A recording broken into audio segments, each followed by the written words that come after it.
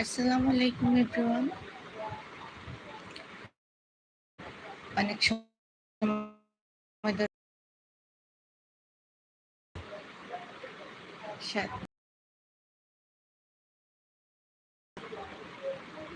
আশা করি ইনশাল্লাহ অপেক্ষার প্রহর হয়তো শেষ হবে, একজন না একজন বন্ধু যুক্ত হবেই।